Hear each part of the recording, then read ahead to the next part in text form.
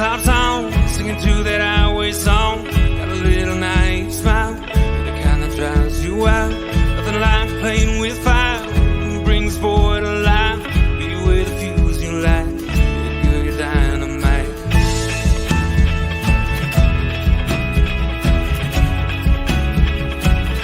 You made my day when you walked into town beside me, whispered with your eyes, let's go. You made me say, what's your name, girl, you're lonely. Can I call you if I ever go down this road?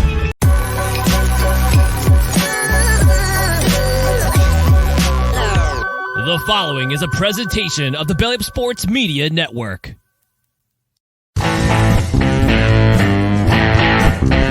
14:20 in the morning, 14 minutes and 20 seconds worth of sports talk to get you through your daily commute. Hot takes, recaps, best bets, and a little humor to get your day going in the right direction.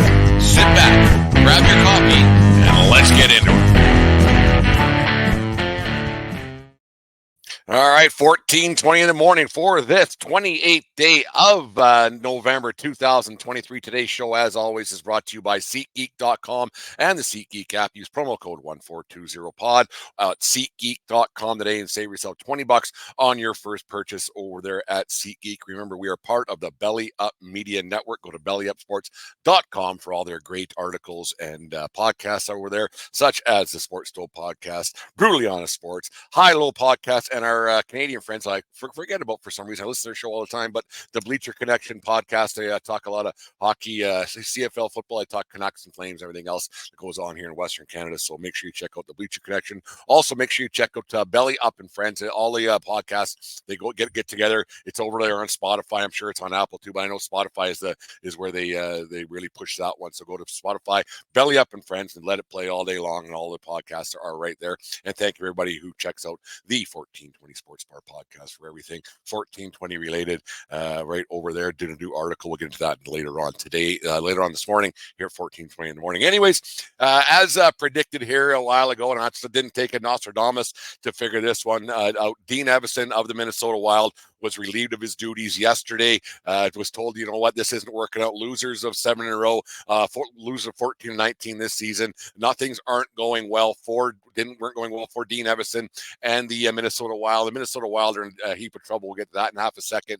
But Evason took that job over just before COVID really dug its heels in back in 2020, February 15th, I think it was, of 2020. Remember those days just before everything? We were laughing about how it's all going to turn out, and then all hell broke loose. But we won't dwell on that anymore. But Evason he took a head coaching job, hockey lifer. He's been around the game for a long time, goes back to 1980, playing with the Spokane, who the heck was it? Spokane Flyers, I think it was, back before he played for the Kamloops Junior Oilers, and then moved on to National Hockey League for a good career, 800 and some games in his NHL career. Coached some junior hockey after that, and then moved on to be an assistant coach, and then a head coach with Milwaukee Admirals, and then they finally took a job. The head coaching job after being an assistant with the Minnesota Wild. He jumped into that job after Brucey Boudreau, like I said, was relieved of his duties. And now Evason's on the outside looking in. And you wonder if you look back on that and you might say, yeah, you want to always try to get the apex of your career and the highest possible level you can get to. But looking at that franchise and what they've done and what they had going on in the foreseeable future of what was going to happen, you had to think, geez, maybe this wasn't the best opportunity at the time, and especially being an assistant coach, he must have thought, okay, if this team isn't doing very good with an established head coach, what am I like in Boudreau? What are they going to do with a rookie head coach? How is this team going to do? Did Evason have some ideas that just didn't work?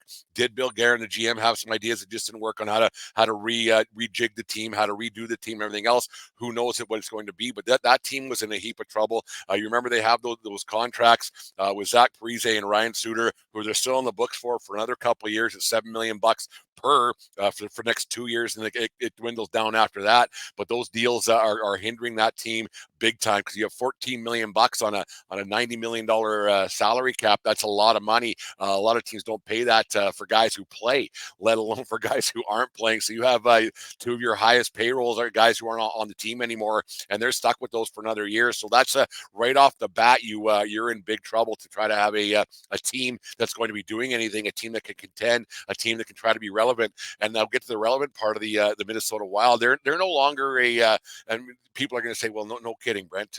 They're no longer an expansion franchise. I know I think that sometimes when you think about these teams that are new-ish, like 20 years old, to me is new-ish, like the Montreal Canadiens and the Toronto Maple Leafs and the Winnipeg Jets. Not the Winnipeg Jets so much, obviously, but the first incarnation. But the Oilers and like stuff, the teams were around when I first started watching hockey back in 1979. When those teams were around, like the 21 teams those were the original teams to me, not the original six, obviously, but the Minnesota Wild are included in that team. When I think about how new they aren't, well, they aren't anymore. They're not a new team. They're 20 years into this. They've been in the playoffs 10 out of 11 years, but they've only been to a conference final once. That was in 2003, I think it was. Yeah, 2003 they went to the conference finals. That was the year that they lost to the Anaheim Ducks. The Jaguar-led and Mike Babcock Anaheim Ducks, I think it was. But you think about that's a long time ago to only have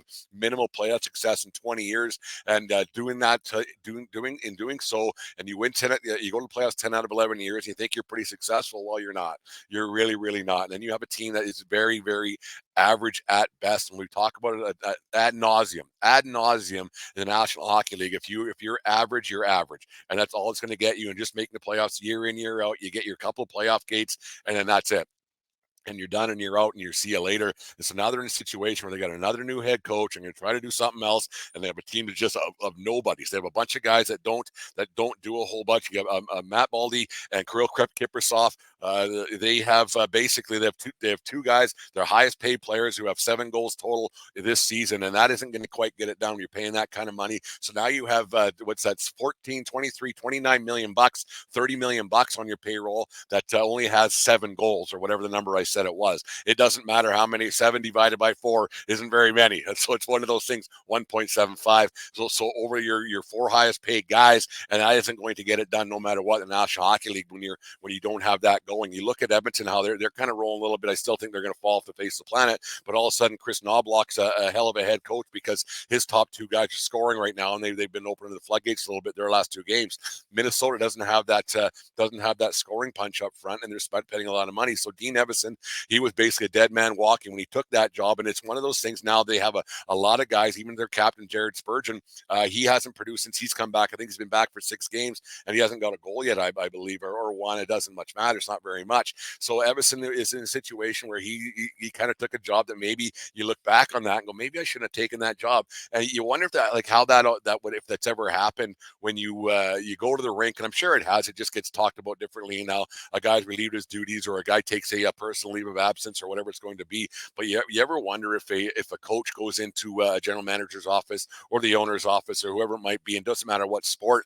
and they go, you know what, this isn't working. My life sucks. I can't stand who I am. My family can't stand who I am. We're losing. It's not because of me. I know it's not because of me, but I can't take this anymore because we're in a situation where my family life and my personal life is taking a hell of a beating. Yeah, it's a dog eat dog world out there in the world of coaching, world of professional sports. I get it, and it's tough. And if it's you got to wear a helmet sometimes and get rid of those situations. But you have a situation there with Dean Evason. You wonder if he was going to be and you don't stay in the game of hockey for a long time to give up, right? And I understand, like I said, I understand you want to get the apex of your career and give it a shot. But you ever wonder if a guy says, you know what, this ain't for me. Like I should never have taken this job. We aren't going to win. I'm a dead man walking. I know I'm going to get fired. This isn't fun. I hate this. I hate coming to the rink. I hate being around the rink. And it must be hard for guys who are hockey lifers, who've been around the rink forever, and they've made a career out of it. And they say, you know what, this is absolute living hell. This isn't what I signed up for. Can you just let me go? Can you just fire me? Can you just let's break this off? You know what's going to happen sooner rather than later. Let's give the team an opportunity to do something proper. Let's give the opportunity for this team to win under something else, because what I'm doing isn't working. And I know you like me. I know we're friends. I know we've been together for a long time, but let's call it good. An amicable split per se. Like it's you know that one at Edmonton probably wasn't amicable. Jay Woodcroft knew he was going, but he has to have a bit of a bitter pill on his two players that didn't have anything going. And now you have the Minnesota Wild, who made a coaching change, and they're going nowhere. And I watched the Bar Down Beauties this morning. Jessie Pierce, she was on the Belly Up hockey show a year ago there with us, and she's a reporter for the hockey news out there in Minnesota, and she was talking about she wants for the Wild to go in a full on rebuild. Problem you got there in Minnesota is that you have 10 or 11 guys, and this is every team. It's not just Minnesota, obviously. You have 10 or 11 guys who are on no move contracts or partial no move contracts and everything else, and it's hard to rebuild and get rid of guys. And when half your team is on a rebuild, and then you have two guys who are still sitting there with $14 million getting paid, so I don't know how you possibly rebuild a hockey team and have those contracts. This is on Bill Guerin, and I've said it before. I've never understood once why no movement clauses are given out. I know all the players want them for their own security and everything else, but you know what? You're an employee, and we give you this contract, if you play hard, if you score goals, if you do what your contract says, not what your contract says, but if you do what your end of the bargain, you won't get moved. Sometimes for the betterment of the team, because you're just an employee, for the betterment of the team, we might have to move you because you still have a contract. You still have a contract that you will be paid for, whether you're getting paid here or in Edmonton or in South Florida or in Los Angeles. You're still going to get paid. And I think getting a contract is a contract to play in the National Hockey League, not just to play in the city that you signed in. I know you're making a commitment to that team, and that team's making a commitment to you, but it's more so that you got a contract to play in the National Hockey League, and it's an honor and it's a privilege to have that contract. So I think that these no movement clauses, they really got to stop. Give a few more bucks. I know it's hard to give a few more bucks on the front end because of salary cap implications, everything else. But if you get a contract, you should be happy you got a contract, and you shouldn't demand a no movement clause, because you look around your team. If the guy next to you is having a horse shit year, and you're thinking, geez, if we got rid of this guy, man, we could probably make a trade for this guy and get that guy. Maybe we might win a round or two and do something with our team. And you go, oh yeah, he's got a no move as well, so he ain't going anywhere. Like you wonder if that's one of those things. And you try to build something. I understand that, and you try to build a camaraderie. You try to build some kind of a team in your locker room, and you want guys around for a long time. But sometimes guys just don't gel well together. I said it right. I thought I heard myself say it. Didn't sound right, but they don't gel. And you think, okay, maybe it's all wrong. We need to do something here. But rebuilding is tough, and not every team can rebuild. Like every team who's having a rough go. And the Flames actually won a game last night against because I called for their rebuild a couple of weeks ago. Now they're rolling right now, and they're actually in a wild card spot. They beat Vegas last night 3-1. You have it. Not every team can rebuild. Not every team can go out and get that player and this guy and that guy and build a draft, because not every team can end up in last place and get that first overall pick or the top 5 pick or whatever it might be. So for Minnesota to say, it's time to rebuild, time to regroup, time to reblow it, to blow it up and figure something else out. That's another thing we talked about last week. Blow what up? Like, what? You haven't done anything to blow up. You don't even have a foundation to blow up. You have nothing that you've done of any substance. You don't have any history. You don't have any tradition. You have nothing there in Minnesota that you can be proud of as a franchise. Yeah, you sell out every night, and yeah, the state of hockey and everything else. But in general, you haven't done anything. So what are you blowing up? You can't possibly just say, yeah, you know what, we're done.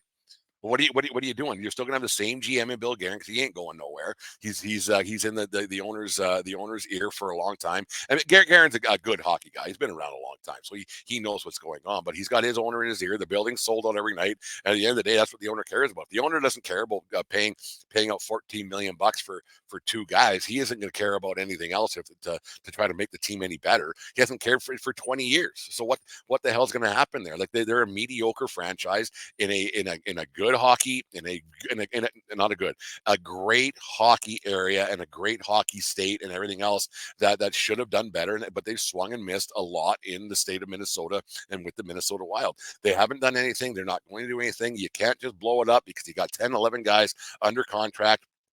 that are in no movement situations. And like I said, you just wonder if Evason took that deal and took that job just to say, you know what, I gave it my all. I made it the apex of my career, and I'm doing it, and I have a it's on the resume now that I was a head coach in National Hockey League. It's something he could say he always did. He, as a player, he probably wasn't thinking that. Even when his NHL career started, he probably wasn't thinking that. And then all of a sudden, you fall into it in junior hockey and everything else, and you're given a chance, so you take it. And then it could have worked out well, but it didn't. I don't think he stood a hope in hell of getting that franchise moving forward with those two contracts. I remember when those contracts were signed back in 2013, I think it was, with the Parise and with Suter, and what the hell? Like you knew who these guys were, but you're thinking 10, 12 million bucks a year for how long? Because like I said, you knew who the names were. You thought, oh, yeah, pretty good players. But like for that kind of money and the way it turned out, you knew it wasn't going to turn out well. And you're like, holy Christ, that was a bit of an buy by those. Like good on the players, they took it. If someone offers it, you take it. No harm on that. But it didn't turn out well. We all knew it wasn't going to turn out well, and they're still paying the price all these years later in Minnesota. I hope it turns out well there for Minnesota. You don't want to see that.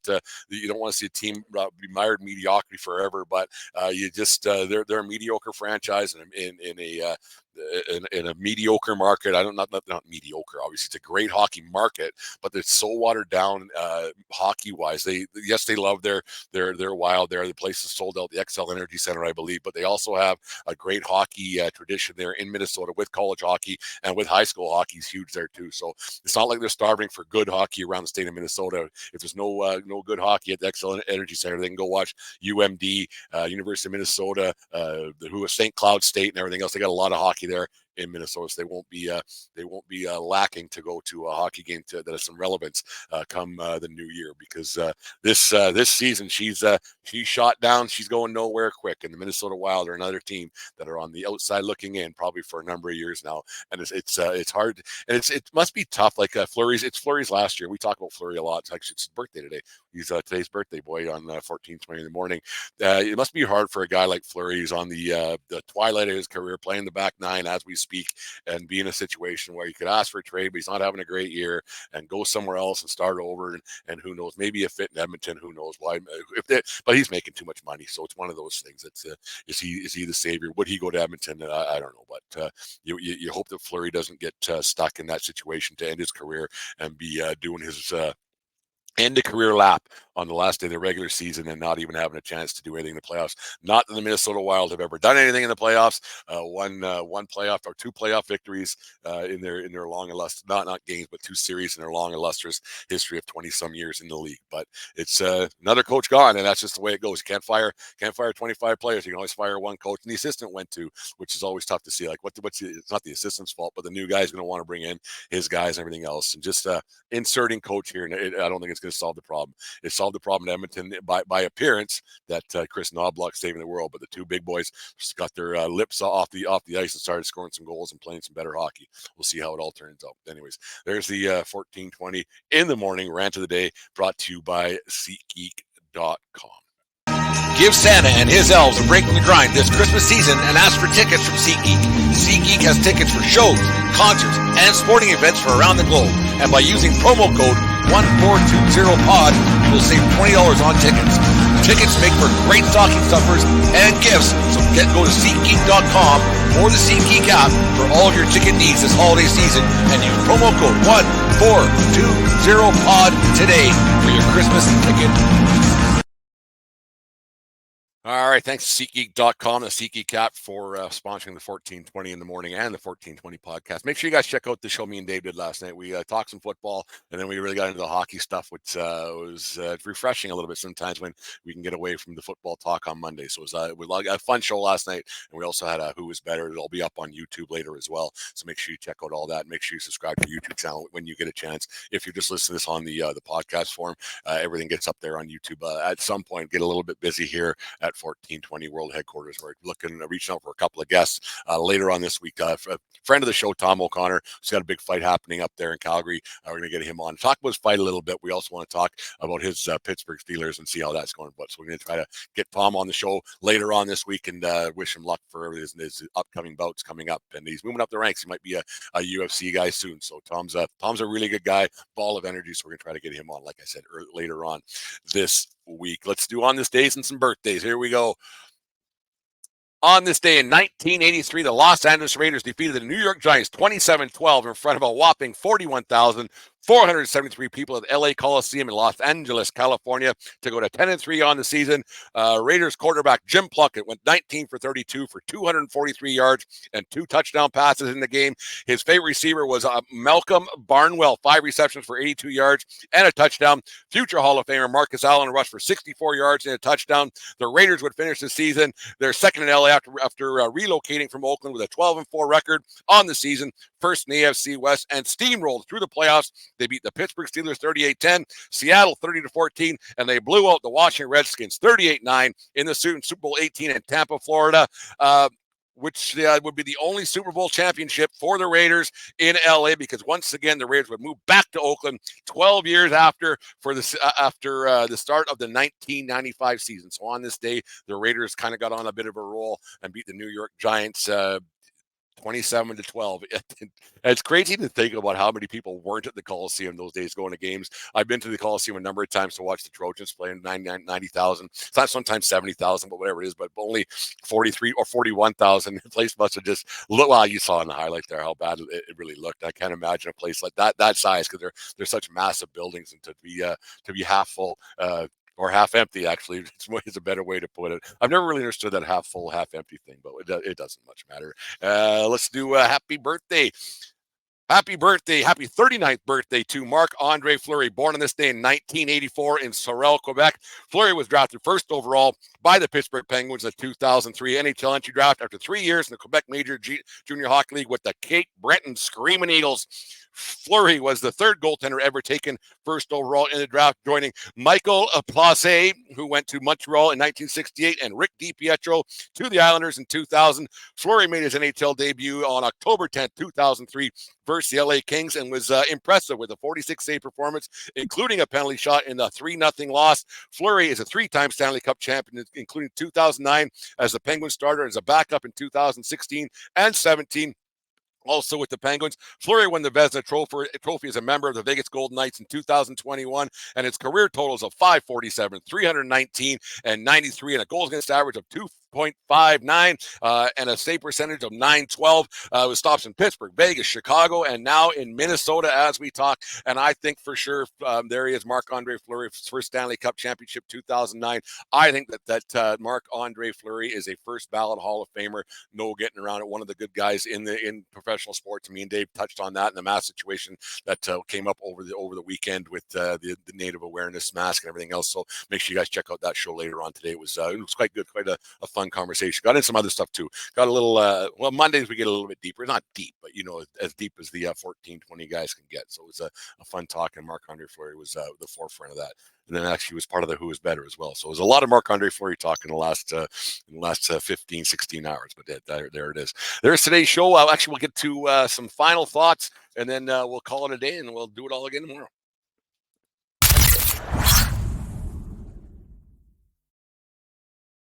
The National Hockey League Players Association, National Hockey League safety protocols, and their director of player safety and the committee, they're an absolute joke. The Jacob Trouba situation that came up with the slash across the head of Trent Frederick on Saturday afternoon of the Boston Bruins to get a $5,000 fine was an absolute atrocity to what they say is safety, and that does nothing to help any players whatsoever. And then yesterday, out of the other side of their mouth, the National Hockey League decided to suspend Ryan Hartman of the Minnesota Wild for a slew foot on Alex DeBrincat. Now, I'm not saying that Hartman shouldn't be suspended. I'm not saying that Hartman's act was worse or better or anything else. I'm just saying that you can't talk out of both sides of your mouth when it comes to safety. You can't pick and choose what's right and what's wrong. Anybody who watched that slash of Trouba onto Frederick would have said, if you've never watched a hockey game in your entire life, you would say, hey, you can't do that. That's completely wrong.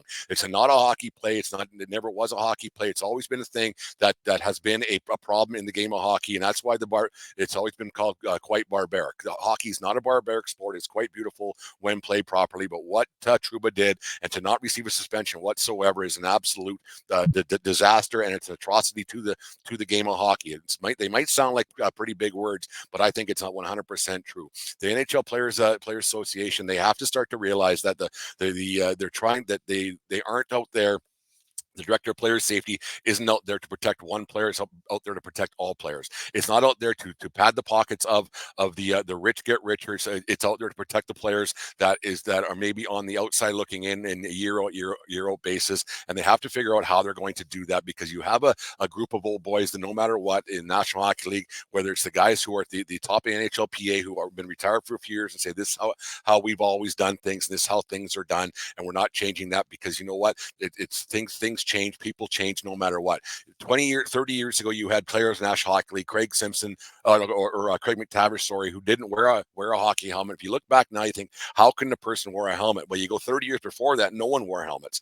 And so you think that things have changed, and they've changed for the better, absolutely, but they have not changed enough. And it's time for the old boys club and the old boys realm of thinking to maybe take a step back and look at go, you know what, we need to improve things throughout the game. We need to improve the safety of players. There has been things that have been done in the recent past that have improved the game of hockey. You take a look at the no touch icing situation that was breaking a lot of legs. It still is happening, but it is a better situation that you have.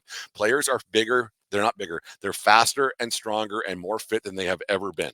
And there are situations that come around that you just can't stop it, or you get into a corner where you have guys flying down the ice at a high pace, and you can't do anything about that. I get that, but there are situations where you can fix things and you can make them more safe for everyone on the ice and not protect the big dollar guys, because the Trouba situation where he got $5,000 fine is an absolute atrocity, and it's an absolute joke. The guy's got $5,000 sitting in the ashtray of his truck. It did nothing. He makes $44,000 a day. 44 grand a day. Do you think $5,000 even hit anything on that? Not a chance. The NHL has a situation now. In 1989, Clint Malarchuk got his throat slashed in a horrific accident, in a collision at the Yard in Buffalo. And anybody who's ever of my age or different, they remember that. It's been played over and over on Sports Center and everything else. They kind of get away from the goriness of it, but it was a gory situation, and without the gate right behind the net, Clint Malarchuk would have been dead. There's no getting around that. Jugular got cut, and it was a horrific situation. Blood everywhere. 300 stitches to fix him up on a 6-inch cut.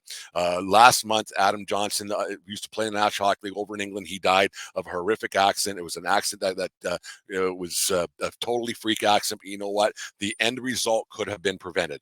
Back in 1989, after Clint Malarchuk got his throat cut, you couldn't keep a net guard on the ice or on the shelves of a sporting goods store. They were flying off the shelves at a pace no one's ever seen before. They weren't mandatory in minor hockey, but ever since then they have been. And that's 1989. How many players that were born before 1989 or just after 1989 are still playing in the National Hockey League? So there's no reason why the NHL shouldn't make a mandatory ruling for guys to wear net guards. You see more players are wearing them. You see more, like you have the Bertuzzi kid out of Toronto. He wears one full time now. TJ Oshie has a company that has net guards that you wear that are a little more staunch, a little more comfortable, and they got things, and it's the protection's there. Yes, the Western Hockey League has a new mandate. You have to wear net guards, but the way that these kids are wearing net guards now, because they're uncomfortable and they don't like them, they're scrunched up, and it's not doing any good to anybody. It's not going to save any lives at all. Yes, the Johnson situation was a freak accident, but you know what? There's accidents do happen, but you can take precautionary measures for when accidents do happen, that the net result or the end result isn't a death. And so the Western Hockey League has to figure out a way, because these kids are only about 2 years, maybe 1 year, a lot of them, from wearing net guards. So why they can't tell these kids to say, put the net guard on properly or you aren't playing. And the National Hockey League has the same situation that they have there because all these kids wore net guards. Every player in the NHL right now, every single player has worn a net guard in their life, and they had to wear it properly. They weren't allowed to play. Same thing goes with Darnell Nurse. Last week, he got hit in the head with a hockey puck in warm-up, and he was cut, and his eyes were banged up, and everything else was going on. In the National Hockey League, I get it. You want to look cool, and you want to be cool, and you want to go for the hair skate. The rookie skate, Connor Bedard did the same thing on his debut on back in October, and he wasn't wearing a helmet. What happens if he slips and falls like Taylor Hall did a few years and gets a skate across the eye, and that's the end of his career? Ask Brian Berard how his face felt after getting a stick in the eye and almost losing his vision. He came back and played for a little bit, not very long. He pretty much lost his career because of a stick in the face. And the thing is, eye protection has been a thing in the National Hockey League. I think it's grandfathered and you have to wear them. There might be still a player here or there that don't. But the thing is, you know what? All these kids wore full cages in minor hockey. Then they moved on to junior. They had to wear visors. And back even when I played, if you didn't wear your visor a certain way, you got a penalty, or you got 10-minute, or you got thrown out of the game. And so I think the National Hockey League has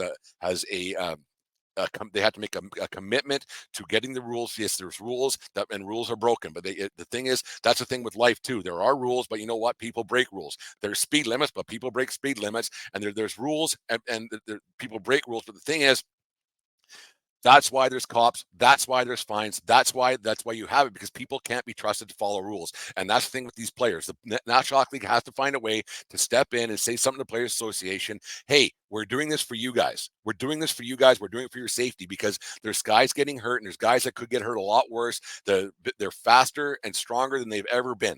And it doesn't matter what you think you're doing. If you're looking cool, if you think that you're a badass because you're not wearing a net guard, I'm not used to it. You know what you'll never get used to? Being dead. You know what's not cool? Being dead. And that's a thought for me. And it's one you don't understand why they don't see that. Like in the construction world, in my past life, you kind of bucked some rules and some safety stuff, and you go, well, maybe I shouldn't, because you know what? It's really not hurting much if I wear my hard hat here, or if I'm not wearing my boots, or if I don't have a harness on. It's the same thing with the National Hockey League. Why the NHL can't just step in and say, listen, you're an employee of the league. You're an employee of this team. The franchise, the employee, blah, you're wearing this, you're putting this on, and you're doing it in warm-ups. Every one of you, I don't care if you're grandfathered in, if you've been in this league for 10 years, in warm-up, you're wearing a helmet with a visor on it, because we don't need people losing their eye, because insurance rates go up and on and on. And I don't care about insurance rates so much. I care about people losing their lives or losing their livelihood on the ice. Like, every league that you play in, until you get to the National Hockey League, you have to wear all the gear. You have to do it no matter what. Why you would bucket at having a net guard, I have no idea. You could die. We saw it with Adam Johnson. So why would you give yourself that situation where you would?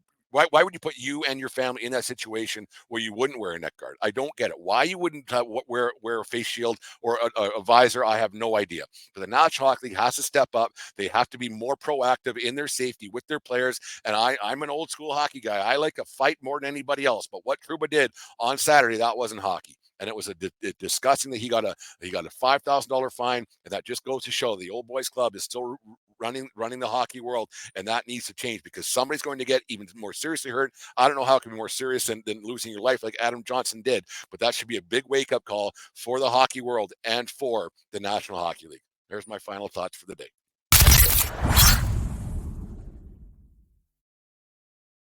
Anyways, there's 14:20 in the morning for this 28th day. Jesus, another month has gone away. There it is, 28th day of November 2023. Make sure you check out Dave and I's show from last night. It's up there on Apple and Spotify already. YouTube stuff will get up later on today. And thank you very much, everybody who's listening to the 1420 podcast. We appreciate all the support we've given.